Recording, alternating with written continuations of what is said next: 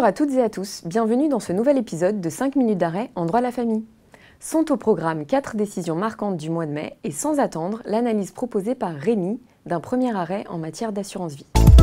Merci Sylvia. Commençons tout d'abord par un rappel. Les primes versées sur un contrat d'assurance vie ne sont pas soumises aux règles du rapport à la succession, sauf lorsqu'elles ont été manifestement exagérées eu égard aux facultés du souscripteur. L'exagération s'apprécie au moment du versement de la prime selon des critères définis par la Cour de cassation et confirmés de façon constante. Ces critères sont l'âge du souscripteur, ses situations patrimoniales et familiales et l'utilité du contrat pour lui. En l'espèce, une femme avait versé une prime de près de 35 000 € sur son assurance vie alors qu'elle n'avait pas de revenus propres et qu'elle et son époux n'étaient pas assujettis à l'impôt sur le revenu. La Cour d'appel en a déduit que ce versement était exagéré. La décision est censurée par la Cour de cassation qui reproche au juge du fond de ne pas avoir recherché si la souscriptrice disposait de comptes d'épargne et d'un patrimoine immobilier. Quelle leçon peut-on tirer de cet arrêt ? Ce n'est pas parce que le souscripteur est dépourvu de revenus lors du versement de primes sur son assurance vie que celles-ci ont automatiquement un caractère excessif. En effet, l'exagération éventuelle doit être analysée au regard de sa situation patrimoniale globale, en incluant le cas échéant l'épargne et l'immobilier détenu. Évoquons maintenant avec toi, Julie, un arrêt relatif aux violences intrafamiliales. Merci Rémi.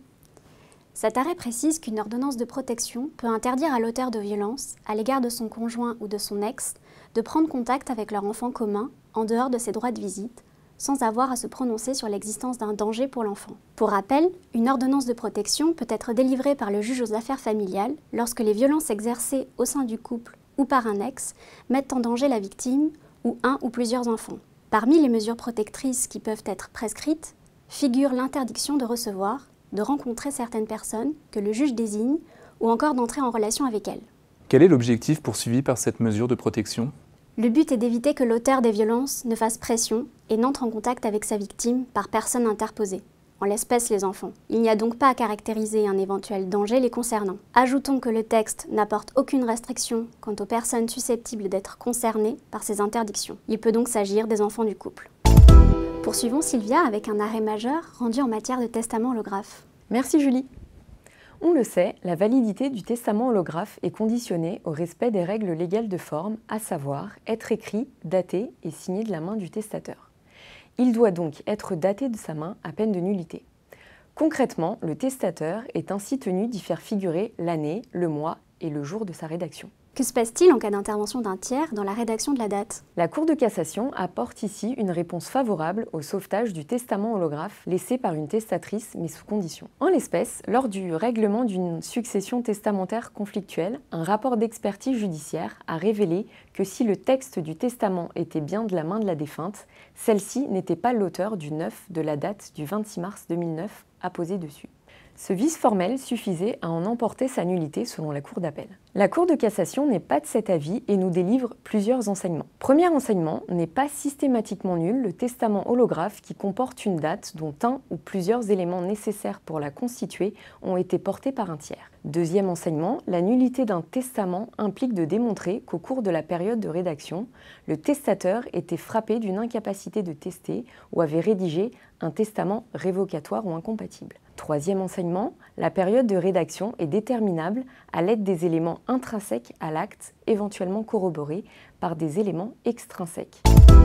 Pour finir, évoquons un arrêt qui traite du mécanisme de la reprise de biens propres à la dissolution de la communauté, plus précisément de capitaux propres. À la dissolution de la communauté par divorce, un époux ne peut reprendre les sommes d'argent reçues de ses parents à titre de donation qu'à deux conditions. Il doit prouver que ces sommes existaient encore en nature au jour de la dissolution et qu'elles sont toujours restées propres. C'est ce qui résulte en effet de l'article 1467 alinéa 1 du Code civil, selon lequel, avant de liquider la masse commune, il faut que chaque époux reprenne ses propres en nature ou ceux subrogés. Parmi les biens propres, il y a ceux acquis pendant le mariage par donation.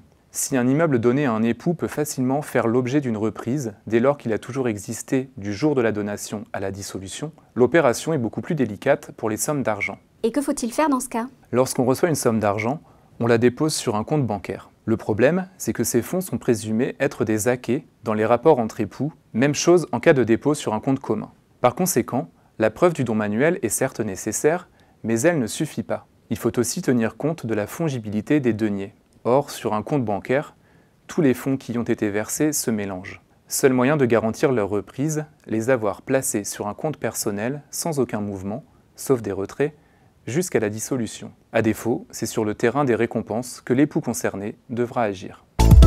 Merci beaucoup de votre attention, bonnes vacances et rendez-vous à la rentrée pour un nouvel épisode.